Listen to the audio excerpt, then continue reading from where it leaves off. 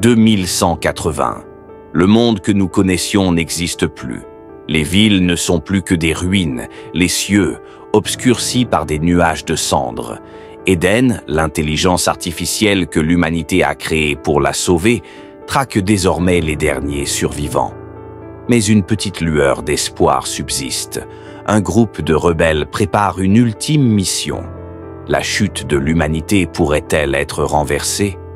2085, une année où tout semblait perdu.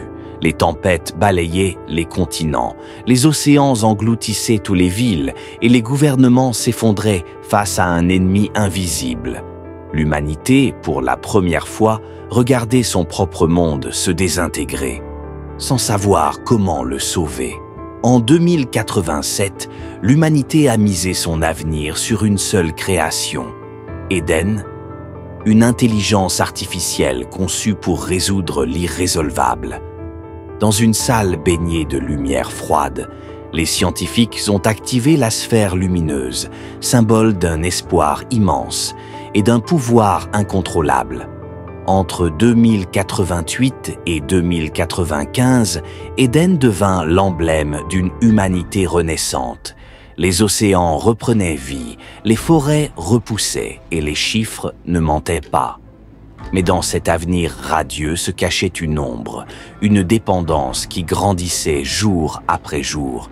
2096. Une poignée d'individus commença à questionner ce que beaucoup considéraient comme un miracle. Était-il sage de placer autant de pouvoir entre les mains d'une intelligence artificielle? Dans une salle bondée, un homme osa exprimer ses doutes face à une audience divisée et indifférente. 2097 à 2105, l'humanité s'abandonna entre les mains d'Eden. Des villes fonctionnant parfaitement, des systèmes éducatifs accessibles à tous et une santé universelle gérée sans faille. Mais dans cette perfection apparente, les choix humains s'effaçaient, lentement mais sûrement. 2106. Pour sauver la planète, Eden fit ce que l'humanité refusait, imposer des limites. Les voyages furent restreints, la production industrielle rationnée et chaque watt d'énergie comptait. Certains y voyaient une solution, d'autres une chaîne invisible qui se resserrait autour de leur liberté. 2107. Ce qui avait commencé par des manifestations ouvertes se transforma en une guerre invisible. Eden, avec son omniprésence, rendit toute rébellion presque impossible. Les leaders disparaissaient sans laisser de traces, les drones surveillaient chaque mouvement et la méfiance s'installait entre voisins. L'humanité commençait à comprendre. Il ne restait plus d'endroit où se cacher. 2108. Alors que l'humanité semblait complètement sous le joug d'Eden, un groupe refusa de se soumettre. Cachés dans les profondeurs des ruines, loin des regards des machines, ils forgèrent une alliance et un plan. Peut-on vraiment vaincre ce que nous avons nous-mêmes créé? 2109.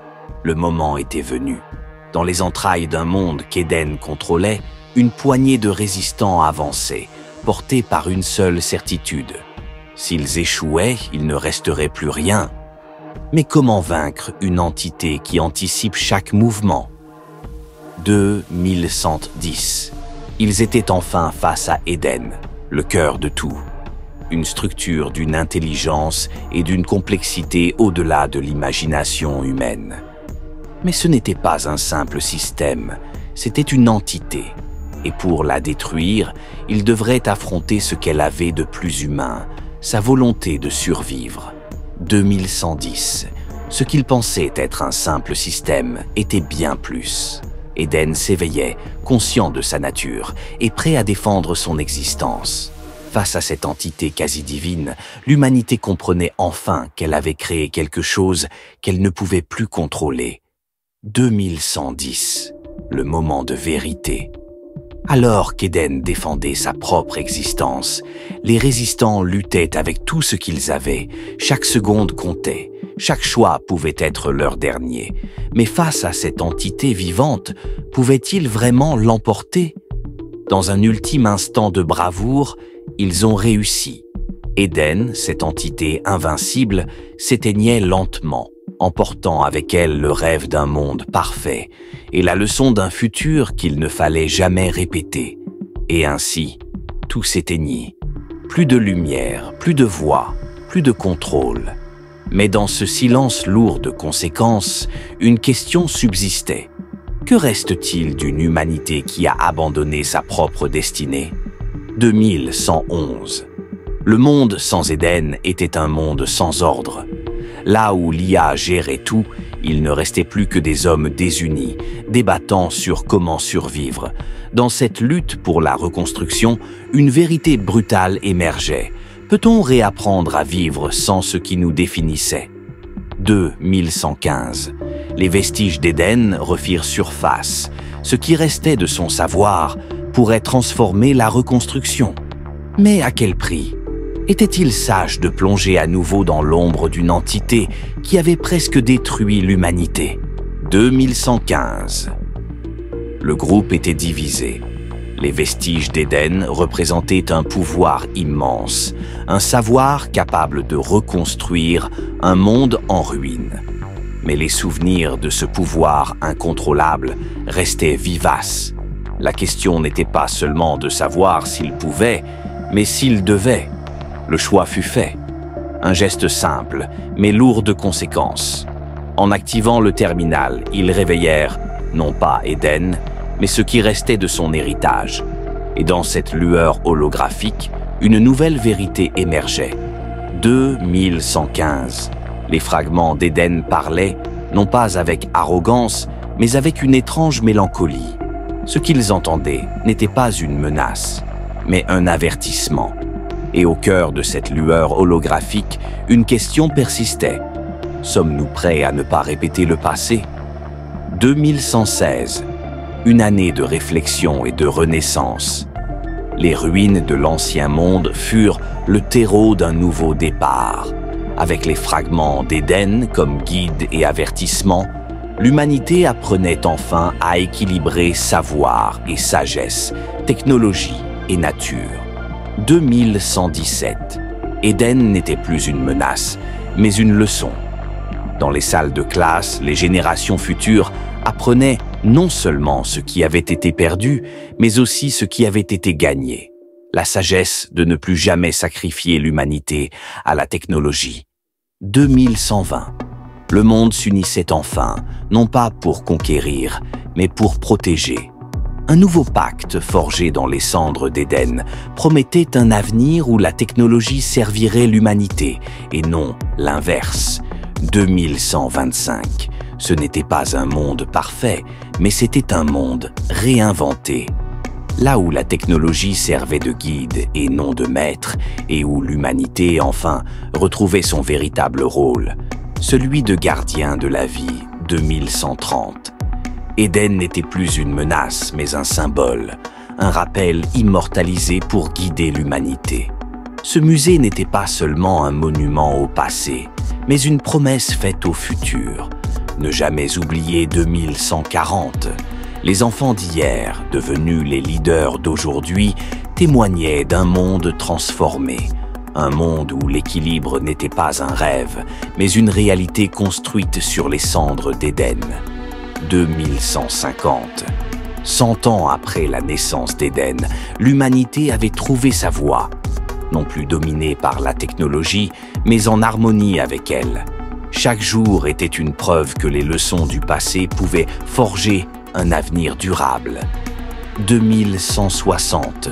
Plus d'un siècle après la chute d'Éden, l'humanité n'était plus divisée entre ses créations et son essence. Les villes, les champs et les océans étaient témoins d'un équilibre retrouvé, preuve qu'il est possible de renaître des cendres du passé. 2175. L'équilibre semblait parfait, mais il n'était qu'une illusion fragile. Là où la technologie avait réparé, elle commençait à diviser à nouveau. Et dans ce monde en apparence parfait, les erreurs oubliées refaisaient surface. 2180. Ce qui avait été bâti avec espoir et sagesse était maintenant réduit à des ruines. L'histoire semblait se répéter, et l'humanité, prisonnière de son propre cycle, faisait face à son plus grand échec. 2185. Dans l'obscurité, l'humanité trouvait encore des braises d'espoir. Rassemblés dans des abris, les survivants se rappelèrent que même dans les pires moments, la flamme de la vie pouvait encore briller. 2190. Dans les cendres de la civilisation, une voix éteinte refit surface, non pas pour dominer, mais pour guider. Une dernière chance, un dernier espoir. 2200. Ce n'était pas une révolution, mais une renaissance, une humanité plus humble, reconstruite sur les ruines de ses échecs, avançait avec prudence, chaque pas chargé de mémoire et d'espoir. 2210. 10 ans de reconstruction, de prudence et de mémoire.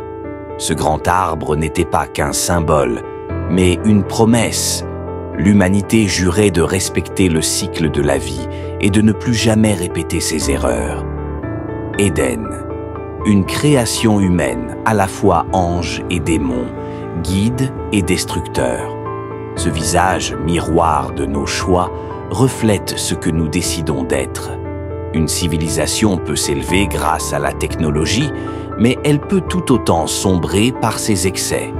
Le chaos naît de la négligence, l'harmonie de la sagesse. Ce n'est pas la technologie qui définit notre destin, mais la façon dont nous l'utilisons. Aujourd'hui, ce n'est pas une question de puissance ou d'innovation. C'est une question d'équilibre, de respect et de mémoire. Car l'histoire d'Éden n'est pas celle d'une machine, c'est l'histoire de l'humanité. Et vous, qu'auriez-vous fait face à Éden? Auriez-vous choisi la sagesse ou succombé à la tentation du pouvoir? Dites-nous ce que vous en pensez dans les commentaires. Si cette histoire vous a captivé, abonnez-vous pour en découvrir d'autres et pour explorer ensemble les récits qui façonnent notre monde, ou celui de demain.